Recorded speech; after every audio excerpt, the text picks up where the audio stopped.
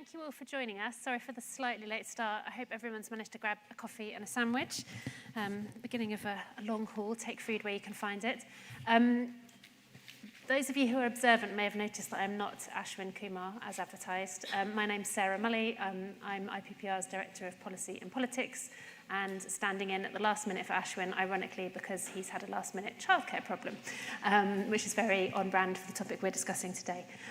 So delighted to have you all here, and delighted to be joined by our very esteemed panel.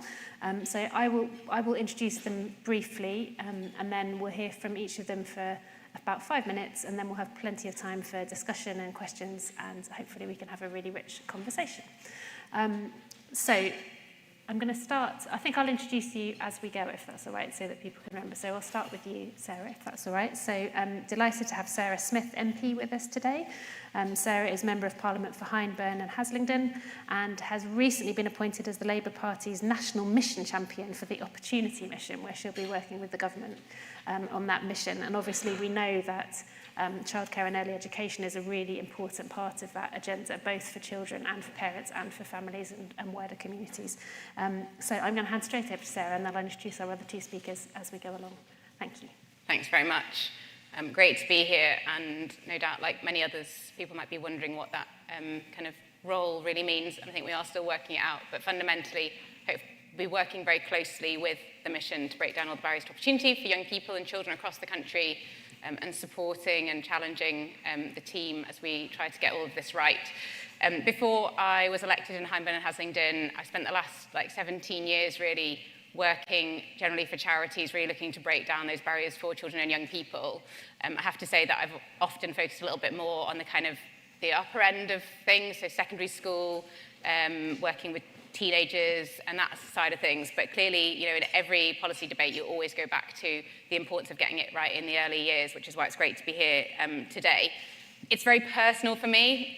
My little one is 6 months old, and he'll be starting nursery in a week. And I've left him, he's obviously with his dad, fortunately, today. But the juggle is, and the struggle is very, very real, having been elected when he was just 4 months old at that point in time. And, you know, so as I say, just really, really kind of glad to be here to be able to bring some of that lived experience, I guess, as well as to hear what everyone else has got to say. And, you know, this is important. I probably don't need to say to this room why it's so important, but we need to not just get childcare right, we also need to look at the flexibility around work and how we actually enable people to bring their full selves to the job.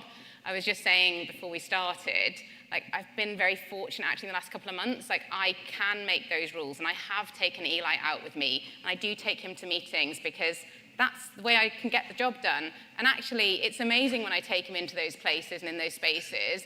And, you know, just literally yesterday, I was sitting on the floor with him, doing a meeting about arts and culture strategy and talking about, you know, and had him playing with me. But why not? You know, I think that's really, really powerful because it also focuses us on, the next generation and how we're making sure that what we're providing will engage parents and families and children and young people.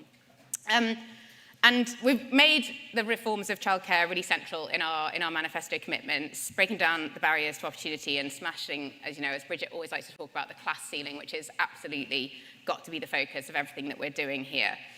But it's not just about smashing the class ceiling, it's also making it work for everybody. So some of the commitments that you'll be familiar with are obviously expanding the early years system, and we've so far managed to honour that commitment so that every child from 9 months old gets their 15 hours of childcare provision by bringing up to 3,000 new early years childcare facilities, particularly working obviously closely with primary schools and also removing the barriers so that councils can once again provide some of that early year education. And, you know, I get it all the time on the doorstep, the challenges my constituents face around both the affordability and the quality of childcare, and I think those two things, I'm sure, will come up in today's discussion. And, you know, we need to rethink about the workforce and how we value that workforce. They're probably, you know, the most important, in my opinion, some of the most important workforce that we have in the country, and they do not get that sort of recognition and respect. And, you know, I'm very fortunate somebody that's working with me to help me with Eli, and you know she's just amazing, and she's, you know, she deserves and earns every penny that she does earn, and they ought to be being paid better. And then, of course, we're looking at the commitments that we want employers to make to parental leave right up to the end of primary school, and making sure that there is greater support for parents as they're going back to work, and that employers are required to provide that. Because we all know that we're all more productive when we can also meet the different responsibilities that we hold within our families.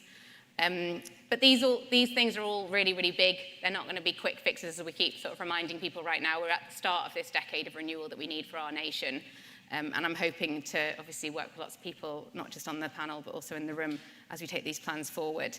And of course, it's not just about childcare, it's also about things like the commitment to breakfast clubs, and it's something that I've seen make such a difference over so many years, and that, you know, that free school breakfast being so crucial. Again, not just for the children for whom it might be, you know, the only way that they're going to get a good meal to start the day, and I hope that we see the economy improve and people's wages improve, and we get more people back into work so that they're not having to depend on it. But right now it is the starting point that we need, and as a proven policy that will obviously improve outcomes for children. And then finally, I think before I close, I just say, you know, back to the start really, it's really, really important. It's not easy. And it takes a whole lot of work from, you know, across sectors. But I'm really excited about hearing people's thoughts and ideas, and obviously feeding that back through in the conversations I'll be having. Thanks. Brilliant, thank you. So I'm going to hand over next to Megan. So Megan Meek-O'Connor is policy lead for UK child poverty at Save the Children. And so I think it's really important that we focus on some of these kind of equality, and, you know, we know that this is an issue for everybody, and, you know, this is a really common experience that parents have, but there are obviously particular challenges facing parents on lower incomes, parents in some communities. We know that there are real childcare deserts in some places, for example. So anyway, I'll hand over to you to say a little bit more. Thank you. Thanks, Sarah. As well as being the policy lead at Save the Children, I also sit on the steering group of the Early Education and Childcare Coalition. So some, but not all of what I'm saying will be drawing on their kind of manifesto that we've all worked together to put together. And I hate to introduce another Sarah into the mix, but Sarah Ronan leads that and is over there, so cannot have might hear something familiar. Last spring when there was the expansion of childcare, it felt really huge, really exciting, surprising, an investment of £4 billion into childcare. It was just kind of unprecedented, this doubling of government spending on childcare. And I think it definitely took a lot of us who'd been working on childcare aback for a moment. We were sort of surprised to see this. And in many ways, a lot of it seemed really, really positive. A lot of it didn't seem that dissimilar from, we were partnering with IPPR on the work on the childcare guarantee, and there were elements of it that looked familiar. We could see this kind of extension of the free hours that went in phases by age group, but there were also some key problems with it, and that is the sort of situation that Labour finds itself in. It is working with this system that is good, and it's an improvement, and it's great to see more money, but there are just critical issues with it that are, you know, concerning. And I think for us, compared to what we envisioned when we worked on this childcare guarantee, the really key issues for us are around funding and the fact that this offer isn't universal. And Labour are left in a bit of a puzzle about how to deliver a version of this model that does work and works for all children, including those in poverty. They've already committed to the so-called free hours or the funded hours, and to ensuring that 500,000 more children will hit their early learning goals by 2030. And making that happen, it will require, you know, is that going to be a sort of investment into quality? Is it going to be an extension to more children? And a key problem is that no one would design the system as it looks now. Like, I think if you speak to childcare providers, parents, policymakers, I'd usually include children, but I don't think that 3-year-olds are very aware of the complexities of their nursery places. But no one would design it like this. So that's why I think this sort of, the work that the coalition has put together, which is around, okay, first you need to rescue and then you need to reform, is really, really positive. And I'm going to focus today a lot more on what I see as some of the key things that Labour needs to do to rescue it and make it work for children and families in poverty. So I'll start with funding. There have been quite a few disputes over the exact figures about how much money needs to be put into the system, but I think that childcare providers there's definitely agreement that it's just not enough, and it's really concerning, and childcare providers are worried about whether they're actually going to be able to provide these funded hours. It's especially the 3 to 4-year-old rate. It's just not high enough. childcare providers used to kind of cross-subsidise, but now with the extension of the funded hours, it's just not possible anymore. In the very, very short term, London Economics have done some modelling for us just to look at, okay, how much money would need to be put into the system as is to make sure that providers could offer the childcare offer as it stands. And that would require 388 million to be invested into the system. And I think that's something that needs to happen early on. But in the sort of longer term, to actually make this a sustainable funding model, what the government needs to do is set out a sustainable funding rate that works. And it's been really heartening already to see how engaged Labour have been with childcare providers. There have been a lot of meetings. It's really positive. And I think that needs to continue. And what the Early Education and Childcare Coalition recommends is setting up a national commission. And this national commission would work together to set up sustainable and fair funding rates that ensure full cost recovery for providers. And I think this would be really critical to making the childcare system actually work. And then, as you kind of mentioned, alongside this, we really need a sort of workforce strategy because it's a difficult sector to work in at the moment. Pay isn't very high, there aren't many progression opportunities, and we need to make this a really desirable, sustainable sector to work in. And then the second thing that I want to talk about is, more of a focus explicitly on poverty. And at Save the Children, we do see childcare as a really critical tool that can be used to help reduce child poverty. And while there are good things about the current system and the investment of money, we're really worried that it will entrench some of the inequalities that are in place. IFS analysis found that from the changes made in spring, the poorest third of families are seeing almost no benefit from that offer. And then also, alongside this, the existing 2-year-old offer for disadvantaged 2-year-olds has kind of shrunk in terms of eligibility. So it used to be that 40% of 2-year-olds could access this, and now it's just over a quarter. And that's fallen in about 10 years. And this just has really long-term impacts on children, and the attainment gap is already really big by the time kids start school.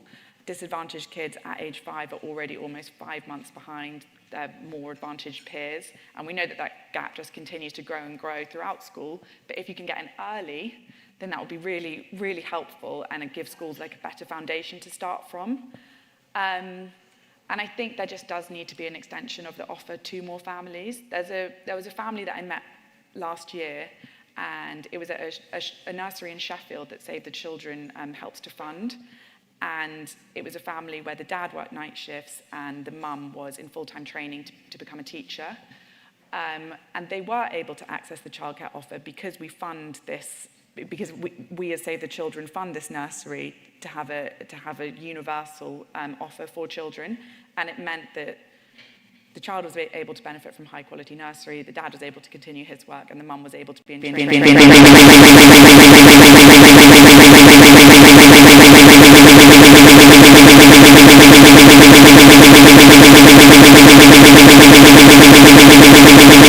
Needs to be done to extend it. I don't know if that's in phases to particular groups first, or just trial a more universal offer, particularly around the 2-year-old offer. I think there's something interesting could be done there, and that's what we'd really like to see to make sure that childcare can help reduce child poverty. Great, thank you. And I think, those comments really show the complexity of the choices and the challenges that face government here. So, there are multiple objectives. So we know that this is important for child development, feeding into the education system. It's really important for parents, for household incomes, for mothers in particular. We know that. And then there are, as you say, the existing system is incredibly complicated, and we have all these kind of competing well, not competing, but there are different entitlements for different groups, and there are all sorts of different ways in which that offer could be extended. So I think the work that's happening to help government navigate some of those really difficult choices is really important. So, last but definitely not least, and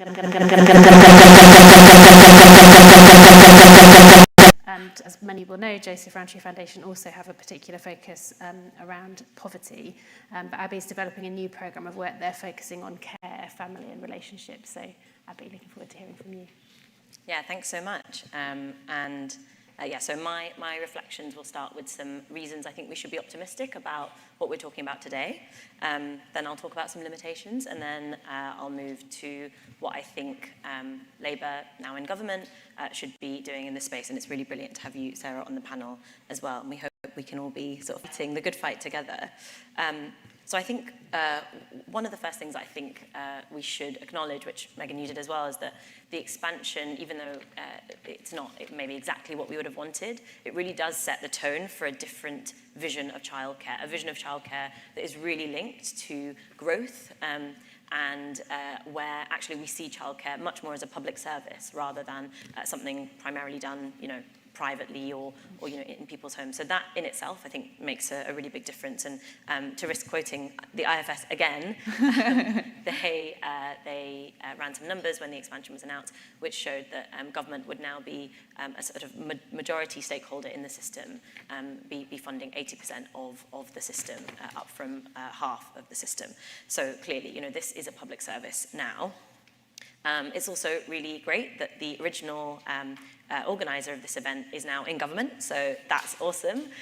Rachel Statham has been a massive champion of many of the things that we'll be talking about today, so it's really, really brilliant, and I feel really optimistic that we have someone on the inside who can, many people on the inside who can be pushing for the value of the early years and of education and childcare. And finally, I think the opportunity mission, as it is currently being defined and developed, is hugely heartening. So I work for an organisation called the Joseph Rowntree Foundation, where we have worked for years and years thinking about poverty, deep poverty, and thinking about the kind of material ways in which we can help alleviate that. But actually, we don't think enough about the work for education and other kinds of interventions, and how that can help. And I think the way that the Opportunity Mission is currently being talked about in government, with Bridget and Liz really front and centre, particularly Bridget, is just really, really brilliant. And I think it's better than I think we could have hoped for. So now to the limitations, to bring some reality into the mix. I don't think anyone who has spoken to early years providers in the last year or so will fail to note the extreme well of mistrust that comes from the sector. And I think that is because of the reasons which Megan laid out. There has been a lack of funding and a denial of that lack of funding from the previous government, which has meant that actually some of the most important stakeholders in making the system work have not felt in partnership with government and have felt at odds. And I think that it's brilliant that Stephen Morgan and Bridget have spent the first few months of their time in government listening to that sector, speaking to providers, and learning about what they could do better. So that's really positive. I think low funding has also meant a lack of high expectations of the sector. We've got so used now to the Quorum family and childcare sufficiency reports telling us that there is insufficient childcare in basically every local authority that it barely feels like news anymore, which is really disappointing. And that's because we don't fund providers and the system, local authorities as well, enough to give us a good system. We sort of lowball the system, and it sort of produces the conditions that we see now, which is a very low worker pay, sufficiency that is okay if you live in a city, but pretty terrible if you live anywhere else, and really terrible if you have a child with special education needs, and the list goes on and on. And finally, I think another limitation is, unfortunately, that I think because of the sheer amount, at least, it sounds large, doesn't it, £4 billion into the system, and we know that it is a lot. I do have questions about how much political capital the kind of early years sector and we in this room have to push for more in a time when money is really tight. So I'm really excited in these discussions and others that we'll have through conference to try and to kind of navigate that difficulties, which I know every single sector and every single kind of political actor is facing, but I do think early years has a particular challenge because of that previous expansion.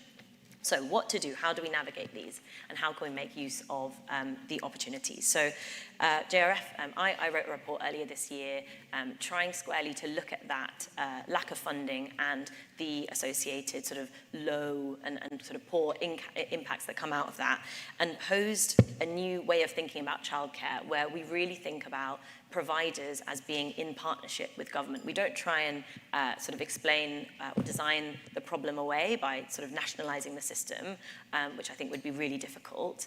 But we actually look at the providers we have now, the expertise they have, they're brilliant workers, and we think, how can we do a mix of higher expectations or controls with better funding to ensure that the system is really a public service that we can be proud of. And I think one of the things that really needs to start with is sort of common sense financial controls on the biggest providers. We know that there's a sort of gulf in the early years sector. You've got single setting providers, often run by women, that are really struggling to stay afloat, and then you've got big chains, many of whom are sort of multinational companies, and we don't know exactly, partly because there are not many controls on them, exactly where those profits are going, where that money is going. And we just need some really common sense sort of auditing on those biggest providers, just to ensure that the money that they are taking from government is definitely going into what we want it to, which is support for children, support for families, support for workers. As part of this, I think we have a brilliant kind of tool, which is the local authorities. Local authorities used to have, in previous governments, under previous Labour government, a really important view creating, shaping and managing their early years ecosystem. They worked with the private providers during that time. They ran networks of childminders. And now there are some local authorities that we've spoken to who still do incredible work on a shoestring, but you've got people who are making sure that they speak to their most sort of challenging providers every week, nurturing some really important relationships with them and ensuring that provision in their area is really high quality. Local authorities that have every single provider kind of like spoken to every month, just in case one fails, and they know where those places will be picked up by other providers. But most local authorities do not have that. Most have very few staff in their early years teams, and they are just not able to run a system worthy of calling a public service. And I think that definitely needs to change. I would really echo Megan's comments on support for children in poverty. I think it's a real shame that some of the poorest children in our society won't benefit from this massive transfer of resources into our early years system. And ultimately, that requires something like a sort of 15 hours, I would say, universal element right from 9 months to 4 years, not just leaving that for parents in work, but having that available to all parents. We're doing some work with NEF to try and figure out what a means-tested system would look like, and Pregnant Then Screwed as well. So that will be forthcoming in the next month or so. So that's one sort of moonshot idea of how you might be able to get more children in poverty into the system. And finally, just 2 thoughts which kind of sit slightly outside of this room. We have a child poverty strategy that's being designed by sort of DFE and DWP, and early years needs to be front and centre within that, because we know that kind of the disadvantage gap emerges way before people find themselves applying for university, way before they're sitting at other exams, and so we need to be looking in those early years. And finally, paternity leave, maternity leave, flexible working and shared parental leave are so important. We've got some forthcoming research in this space, and we asked parents who primarily look after their sort of children like full-time what their reasoning for that was, and 41% of parents said that they wanted to, that was their primary reason. And so childcare solves some of the problem, but ultimately the people that your child hangs out with most is you, the parent, and we do not have enough support within the labour market, within the world of work, to help parents do that. So let's not forget that this sits much more than childcare. Brilliant, thank you.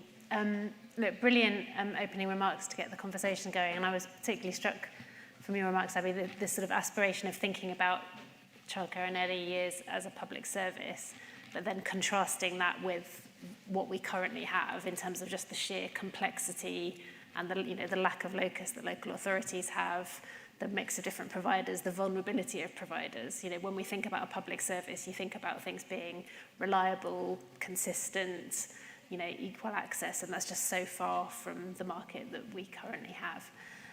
So we've got about half an hour now for questions and discussion. So my colleague Holly is standing ready at the back with the microphone. I think what I'll do is I'll take questions in groups of 2 or 3, and then I'll ask the panel to reflect, and then hopefully we can have a bit more of a dialogue. So I saw one hand up over here.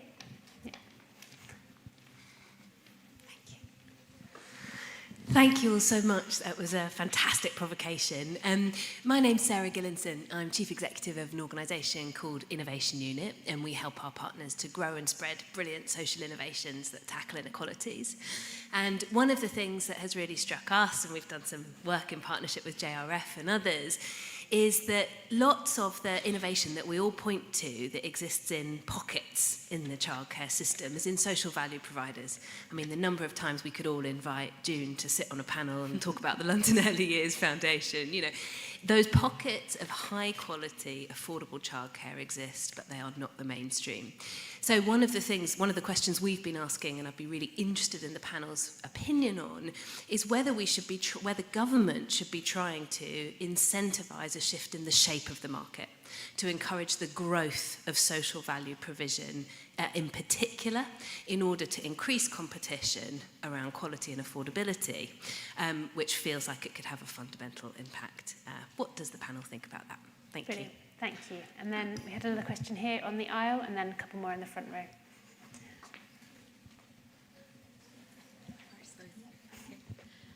Juliet Collier, Campaign for Learning. I'm really interested, we've just taken on the Secretariat for the APPG for Childcare and Early Education. And we're looking at the whole area of funding, as are many other people, and also special educational needs. But one of the things we're focused on at the moment is recruitment and retention. And in the current context where people who are in work are getting the provision, we think there needs to be a direct link between people who are actually in training, potentially to become childcare workers.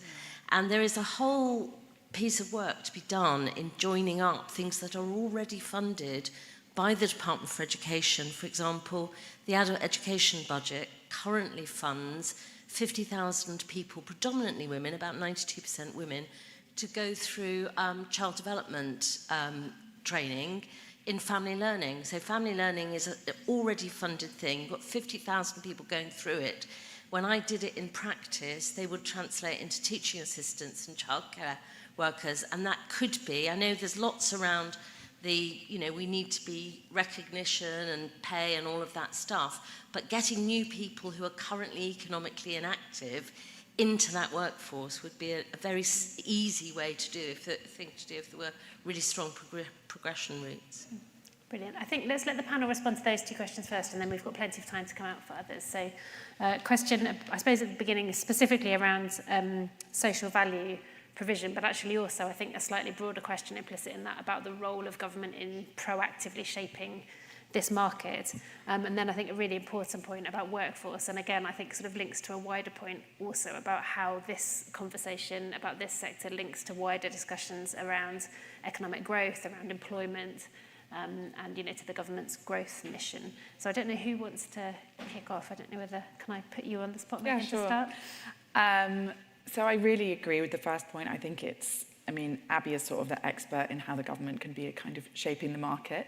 But we've got some upcoming research that we're doing with IPPR that should come out hopefully quite soon.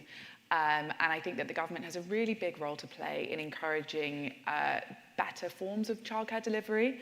I'm really interested in the idea of kind of nursery trusts and how those could work across local authorities rather than just within one local authority, how it could sort of exist to offer things like progression opportunities, to offer sort of a model that works for children across different areas, and so they can also be more involved in spotting, you know, where there's, at the moment, it's quite prescriptive in terms of like, oh, this is a disadvantaged area, it's been classified in this way, and this area gets this much funding, and this nursery gets this much funding. But often that doesn't quite map onto the reality of that childcare place or that area. So I think that if we could sort of introduce nursery trusts that can look at a broader area, shape more closely where funding is, and then also provide care that is higher quality and also cheaper for families, it could be really positive. Great, thank you. Sarah, I don't know if you could speak a little bit. I think quite a lot of these questions are sort of touching on the role of government, and I know that, you know, the missions is a new way that Labour is trying to think about the role of government, so I don't know whether in picking up these questions you could also just reflect a bit on that mission approach. Yeah, and I guess for anyone that's sort of not following the minutiae detail of how we're trying to govern the country, the idea of these mission boards is to try and break down some of these siloed thinking that we see as often perpetuating the challenges that we face, and bringing together the ministers from different departments with other kind of external experts as well to try and be held accountable to making progress. And I think that, you know, I do think, maybe I say this slightly biased, but I think the growth and opportunity mission, for me, I mean, obviously health enables it and all these, you can make the argument for each one, but, you know, they sit so tightly together, actually, both in terms of, you know, when I think about my constituency, we've got 48% of children growing up in poverty there, it's shocking, but also we've got some of the lowest average, and unsurprisingly, some of the lowest average wages across the Northwest as well. And so for me, it's just as important that I'm thinking about how we, you know, think about those economic development opportunities as it is about how we make sure the childcare system is working better so that the parents can access those, but also so the jobs are there for the children of the future and they start to see their parents working, etc. So, and I think, you know, I'm not sort of... my ideological perspective on a lot of, for me, you know, it is an extension of public service. Wherever possible, those profits need to be reinvested into the service. And so, you know, the growth of that sort of social value offer seems a very sensible opportunity. But I don't know, I'm not the expert to know sort of how we can do that in practice. You might be able to say more on that. Yeah, so in a way, I guess it kind of depends how we define social value. So I don't think that means just a social enterprise. I don't think it means a provider that doesn't make any profits. So I think, in response to your question, I think government can do a much better job of setting the framework for what a good provider looks like. They already do that for quality. We have actually, you know, in this country, we did some comparative work looking at international systems. It's really rare, actually, in other comparable systems to have childminders be kind of signed up with, you know, Ofsted or Ofsted-like organisations and be so professionalised. Mm-hmm. And actually, when we speak to childminders, they really love that. It means, you know, it's obviously like a bit of a faff, but it does mean that you are professionalised, your work is seen as very serious and skilled. And so we have a system in quality where obviously we could do much more, but we have the basis for those expectations. But when it comes to financial oversight, when it comes to worker pay, we just don't have those, or you know, SEN access.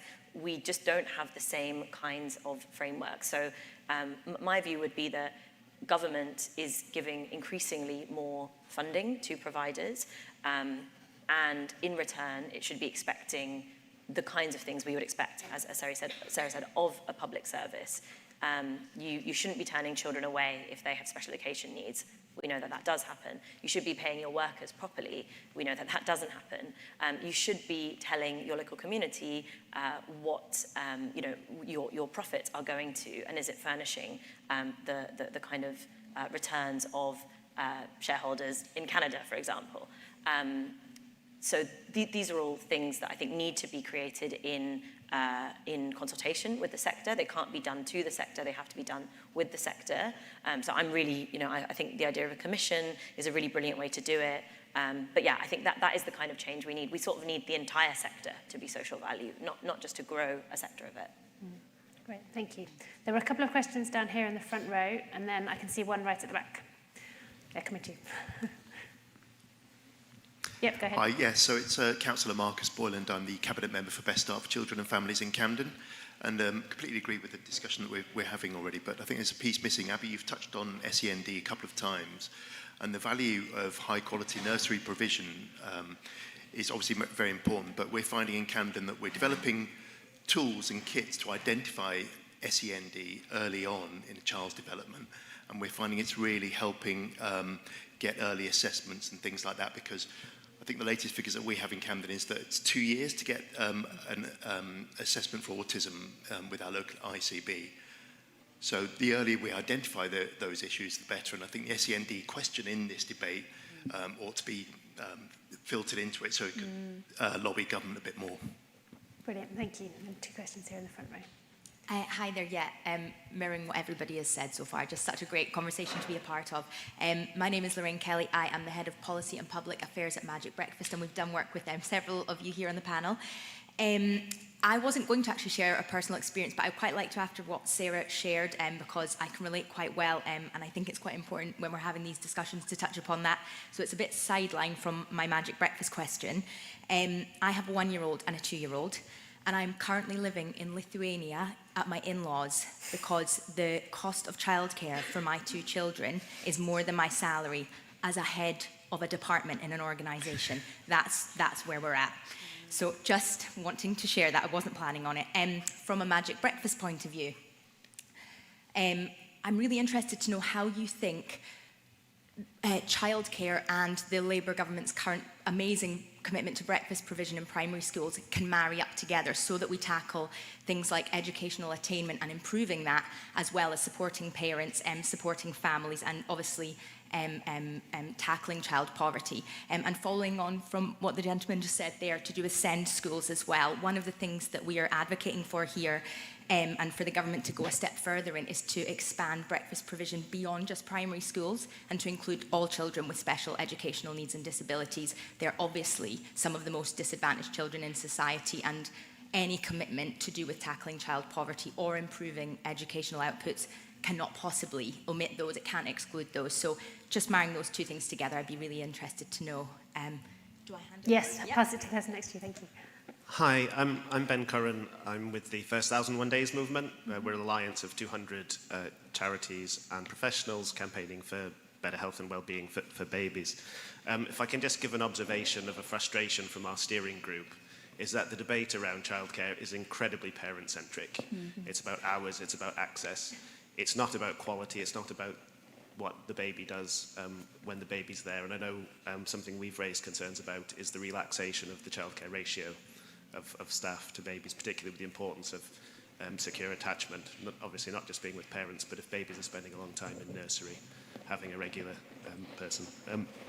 But my question's actually about a slightly broader topic about child development and breaking down barriers, and that's the Start for Life programme, which is a massive concern for us, because funding is due to run out in March, and this has seen parent-infant support, breastfeeding support, family hubs, and quite often where it's done really well, it's linked into nurseries and other childcare provisions. Now, we've done a survey of the 75 areas and found some really promising evidence of it reaching particularly harder to reach communities. I hate that phrase, but those in poverty, those with a parent with a disability, those in BME communities.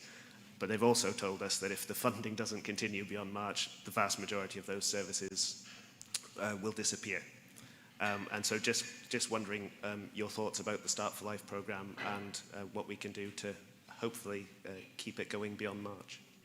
Brilliant. Another great set of questions. And I think this point about sort of, so for example, children with SEND needs versus universal provision links to schools, and then this question of how you make sure that the quality is there in the provision for children as well as the access for parents.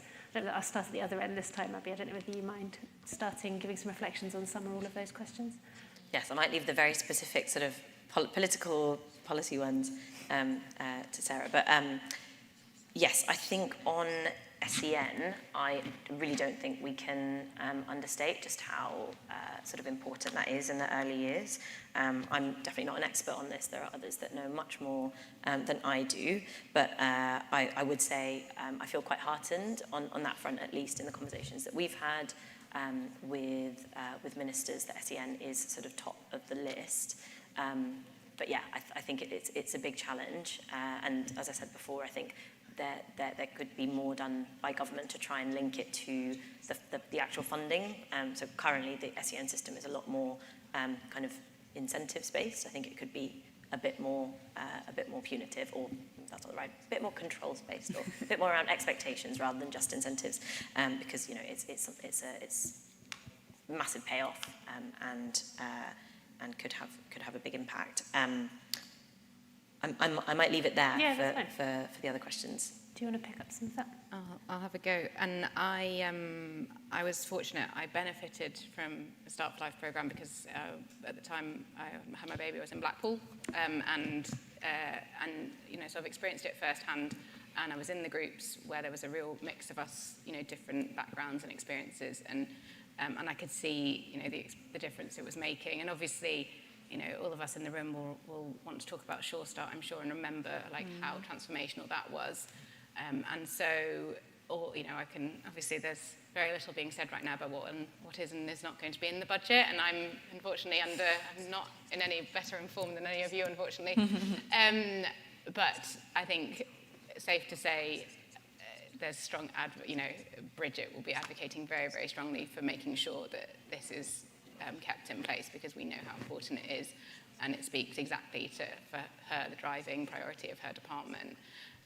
So let's sort of remain, let's keep lobbying and let's keep working on that.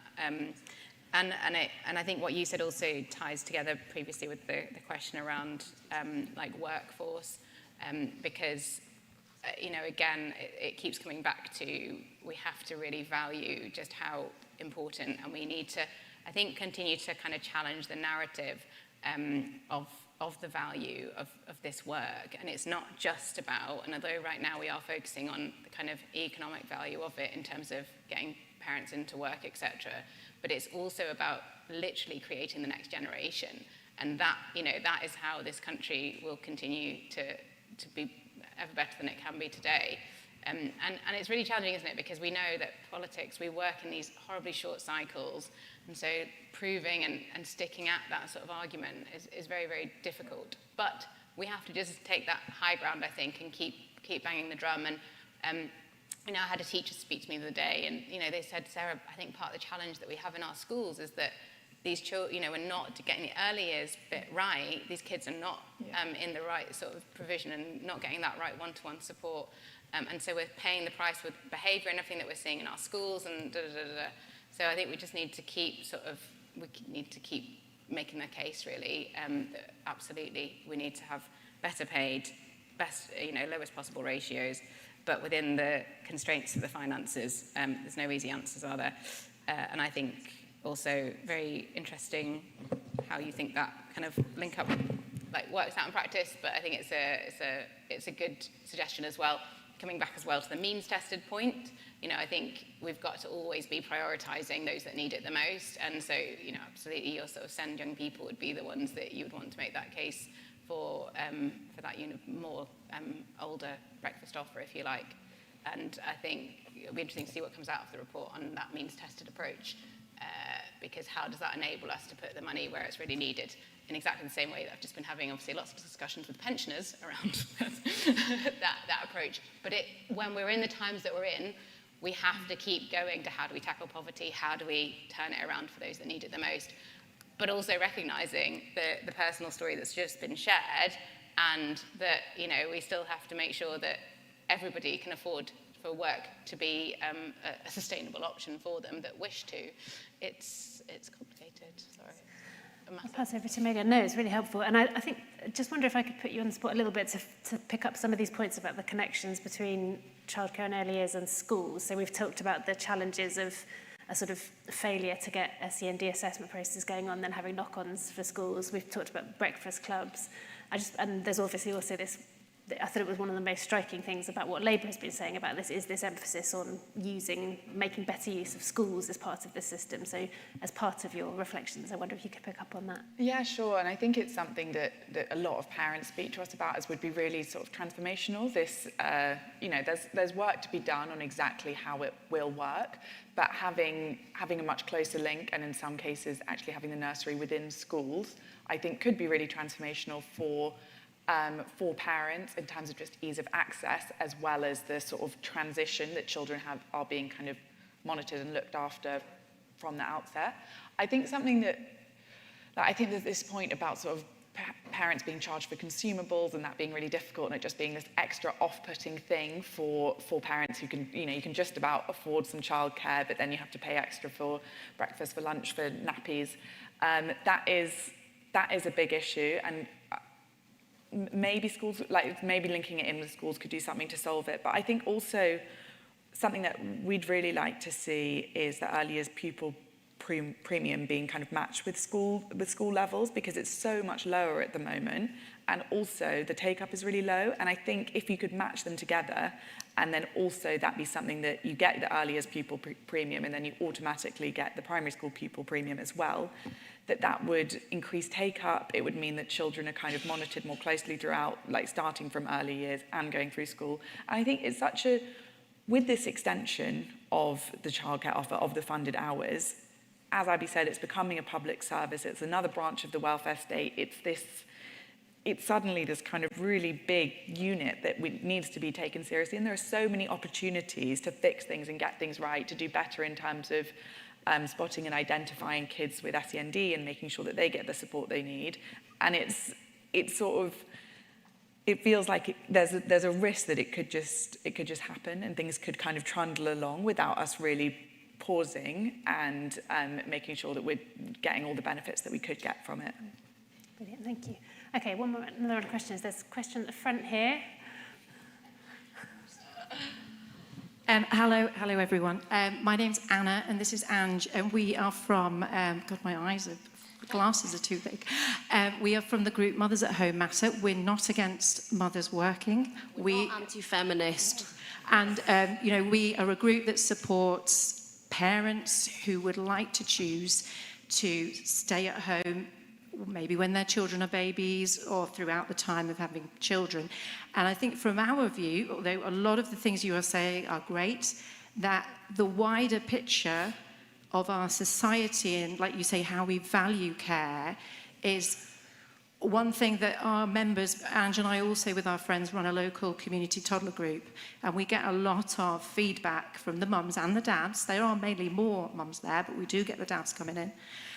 And the feeling is that now there is only one route that is sort of almost given the seal of approval now by government, that you have a baby at 9 months, the automatic thing is that they go to an external or into an institution, or somebody else will care for your child. And I think it is I feel emotional talking about it, because we have the parents at our group and they have chosen to stay at home, and on one thing they feel like society at all times is telling them, when are you going back to work? Because actually you are working.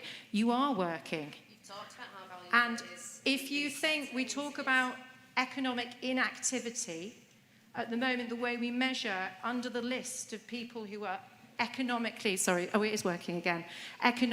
inactive, you have people who are unemployed or whatever, waiting for a job or whatever, not waiting for a job.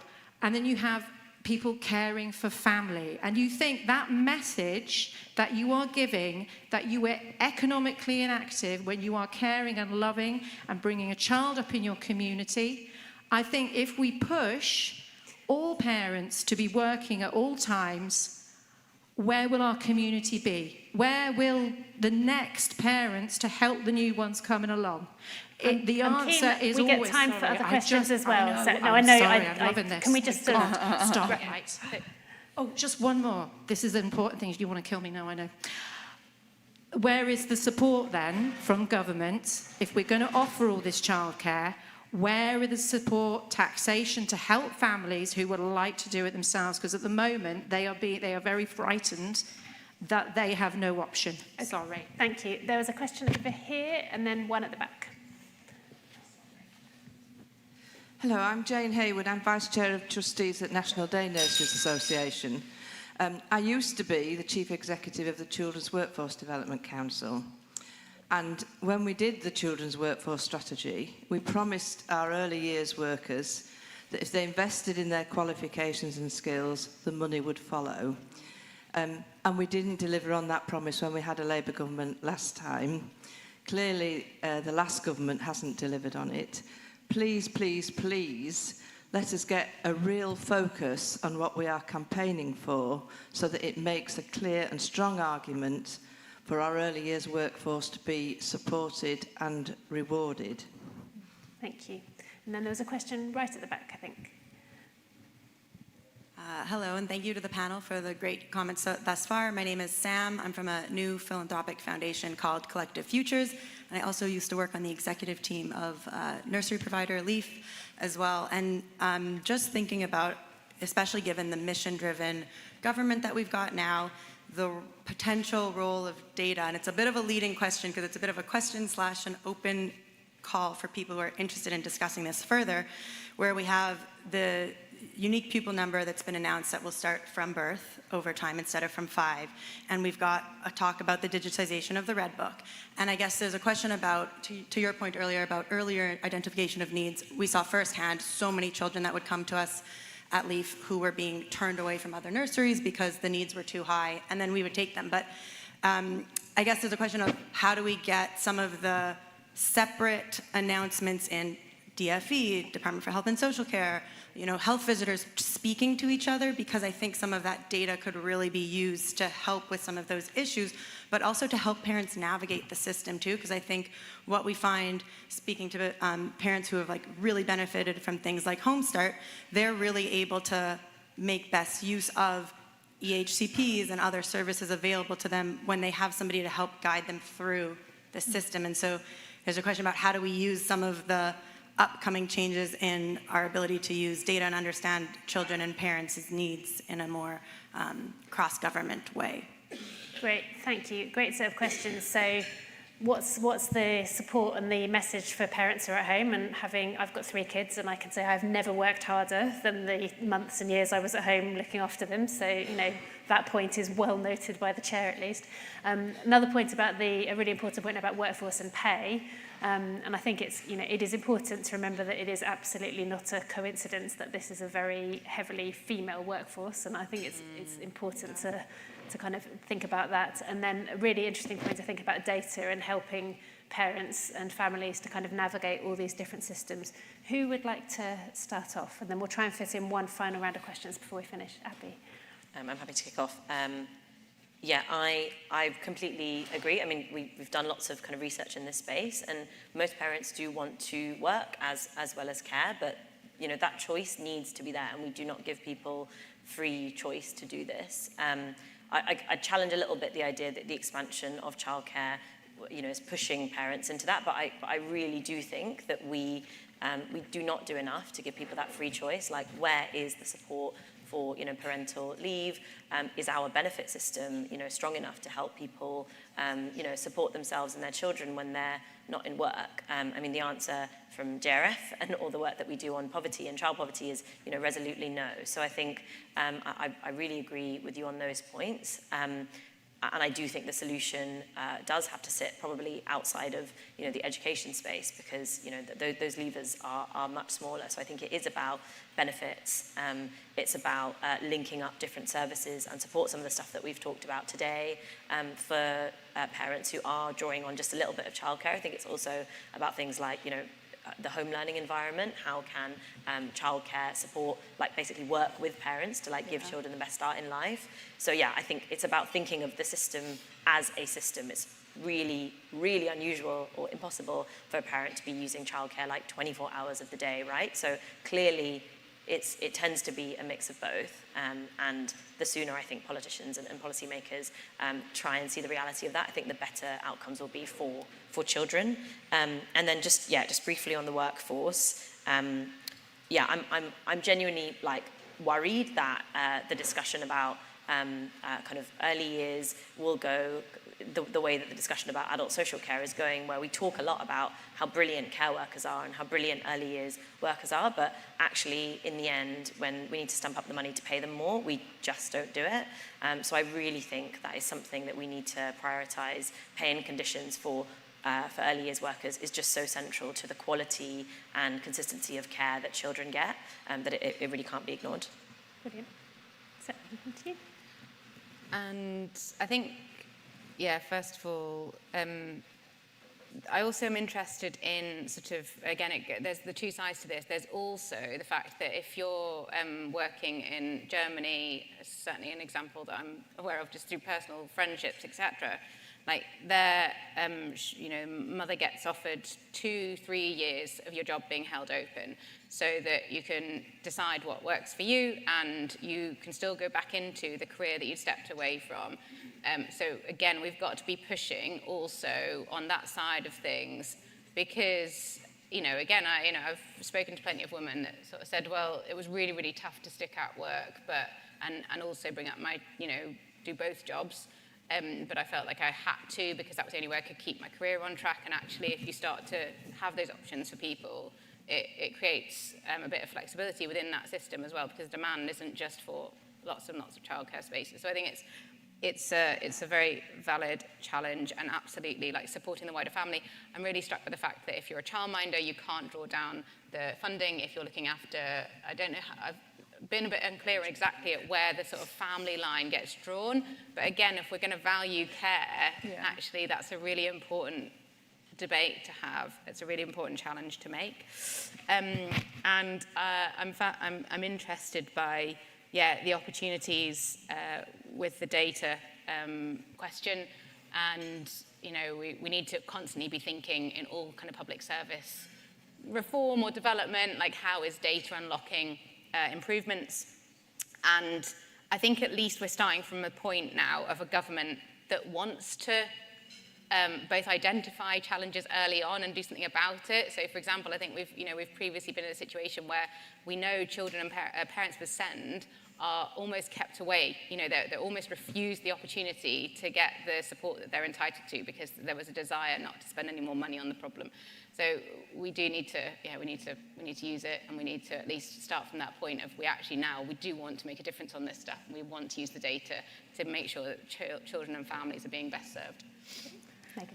Yeah, I think the point about mothers having choice, ideally the childcare system should provide parents with more choice, and this comes up a lot with the parents that we work with, and I think that the parents who often do have the least choice are those on lower incomes, on universal credit, and I think that's somewhere that it really needs to be reformed in order to make sure that parents do have options. Parents have spoken to us about feeling really worried about how the new childcare offer will interact with the universal credit system and sanctions. Parents are worried that if they don't take up the childcare offer, they won't get all their benefits. But basically it needs to be, I think, over the last decade, sort of the series of cuts and freezes, the benefit cap, the 2-child limit has meant that it's become a system that feels very punitive for families, and it makes it very hard for families and for people to look after their children by relying half or just on universal credit. So I think that if we can reform that and make it a more family-friendly system that's actually focused on the need that families have rather than on sort of some arbitrary caps, that will really help the sort of families who are on lower incomes to make sure that they have the choices to look after their child or to use childcare, whatever it is that they wish to do. Great, thank you. Right, we've got just about time, I think, for one final round of questions. So I can see 3 hands. So, and then I've got 2 more here. And then I'll ask the panel just to offer any final reflections as well as answering the questions. Yep. Thank you very much. My name's Chris Barnum. I'm a Cabinet Member for Children in London Borough of Lewisham. And it seems to me that we sometimes conflate childcare and early years as if they're the same thing. And the evidence tells me that early education can be a really good thing for children's development and tackling preventing poverty in the future. It can also obviously support families and help parents to work, and it can tackle poverty today. They're both good things, but they're not the same, and sometimes you have to tweak what you do in order to achieve the objective that's most important. My take on the current $4 billion that the last government gave us is it actually doesn't do either of those things. It primarily subsidises the childcare bills for people who probably were using it anyway, many of them quite affluent families. It's quite a high income threshold. So I'm not sure it's targeted very well for the things we should be trying to achieve. And I'd be interested, maybe looking at Sarah Smith particularly, in how far we think that $4 billion, which is a big chunk of money, could be refocused in order to achieve those objectives. Great. Thank you. And then in front here. Hi. Yep, go ahead. Hi, my name's Ellen Pearson-Hager. I'm a journalist at TES Magazine. I know you've spoken a little bit about how these problems affect schools, but I wonder if you could speak a bit more specifically to the idea of a better early years offering, helping schools, given the numerous problems that schools are facing at the moment, and specifically with the ways in which helping families living in poverty have better access to childcare. How would that help close the attainment gap, the disadvantage gap, and all these other issues that schools are facing? I wonder if, Sarah in particular, you could speak a bit more to that one specifically. Thank you. And then there was one more question. Yes, here. Thank you. Hi, yeah, Debbie Kane from the Early Years Childcare Coalition. And so I've had two lives, the way I see it. I've got 4 children, 3 of them are over 20 now, and then I've got an 8-year-old. 3 of them are neurodiverse. So the 3 that I had when I was 20 fell under a Labour government with Sure Start. And it was a completely different kettle of fish to what I've had to deal with the 8-year-old who's neurodiverse. We had Sure Start, we had Webster Stratton courses. I didn't have any qualification. I was able to go back to school within the local Sure Start and do English and maths. Changed my life that way. And then got older. Stayed at home with them till you were age about 8 or 9. Able to do that on 1 wage. Now, fast forward, we've got this 8-year-old who's neurodiverse, who has been passed from pillar to post within the early years sector because they just can't cope with him. He is very cunning as well and knows exactly how to play the system himself. So he'll go into a childcare setting, carry on shocking the first day. And because they haven't got headspace, time or inclination, well, just the time, and it's not worth it for them, he's sent home within the first day. So thank God I've got Sarah Ronan, who's a brilliant manager who understands this and works with me and is flexible. But if I worked in Asda, they wouldn't be as flexible, and I'd have been on a minimum wage, so how would I cope? And I always think how, and that kind of comes into your point. I'd like to have had the option to be at home with him more. Thank God I can be, because Sarah's understanding we work remote. But if I had to go from my first life into the Asda, which was where I worked, if I clocked in 15 minutes late, I lost half a day's pay. So how can we get back to the way it used to be and change the way it is now? Great. Really, really brilliant final round of questions. We've got about 5 minutes, so if I can ask the panel for sort of brief final reflections. Can I start with you this time? Yeah, of course. I think that question about how this $4 billion could be refocused is like the key. I think when we look at childcare moving forward, are there going to be kind of unpopular choices around more money into the system? When, as you kind of mentioned at the beginning, Abby, well, others working in different sectors just feel like, how has childcare and early education got even more money? So it's either more money, which is one solution, or it's how could the money be refocused, respent on different groups to make sure that children are getting the biggest benefit as is possible. I think it's right that at the moment, the way that the system is, it has just been a redirection. Instead of this group of parents paying for it, it's the government pays for it, which is really good because parents were paying way too much, and it was really, really difficult. But it has meant that there's a whole group of families and children who just aren't seeing any of the benefit at all, and that's something I'd really like to see addressed. And I think the child poverty strategy feels like a really, really good place for this. I know that costs is something that is recognised as a key part of what the child poverty strategy will look like. And I think childcare needs to be one of those key costs.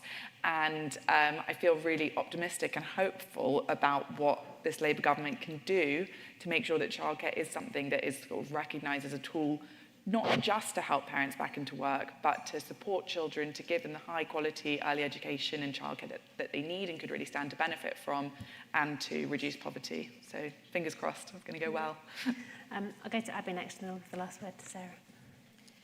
I might address that point first as well. So, I mean, the childcare expansion is happening. I think if it didn't happen, this government would have a pretty big political storm on their hands. And that is fundamentally because women who are overpaying for childcare also deserve a subsidy. And that is the fundamental tension within the system.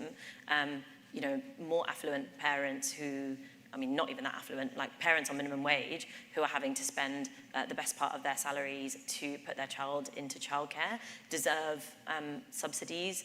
The poorest children who are desperately in need of support in their earliest years also deserve subsidies. And unfortunately, government has to do both. And the good news is they're already doing some of that already. We've got universal credit, we've got the 2-year-old offer, we've got the universal 3-year-old offer. I think the most sensible way to proceed is to think in those earliest years where now that expansion is expanded childcare is just for the most affluent or for parents in work. How can we make that more universal? I think the best way is just to start with 15 hours free for everybody. And yes, that will cost more money, but we've got time.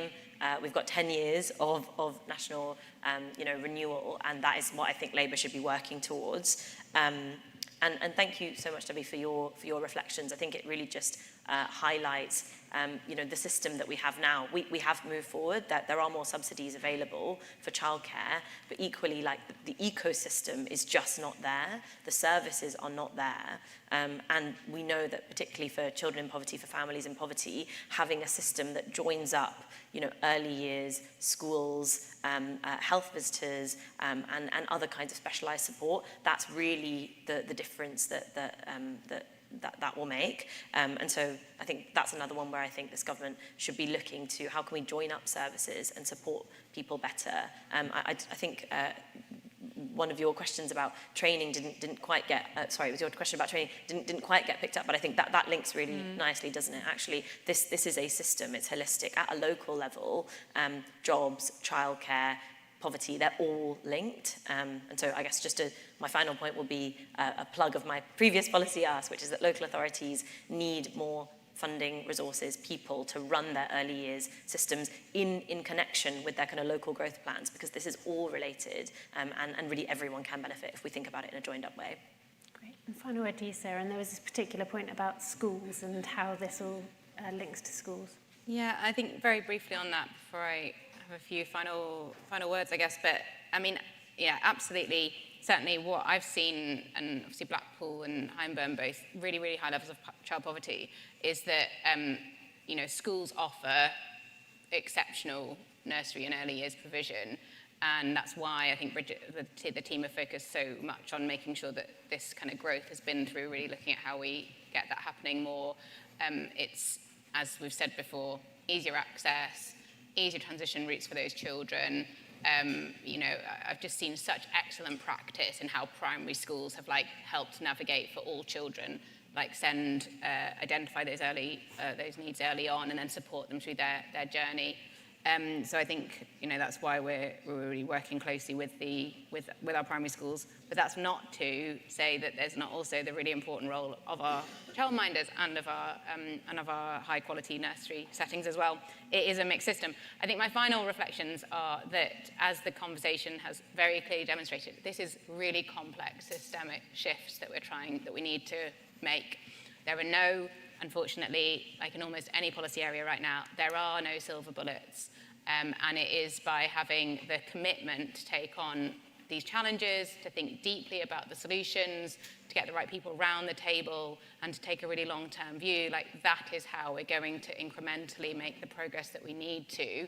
So I hope, whether it be me or anybody else that you invite back next year for this conversation, I hope that we will be starting to see that progress. And we are already from where we were a year ago, now that we are in government.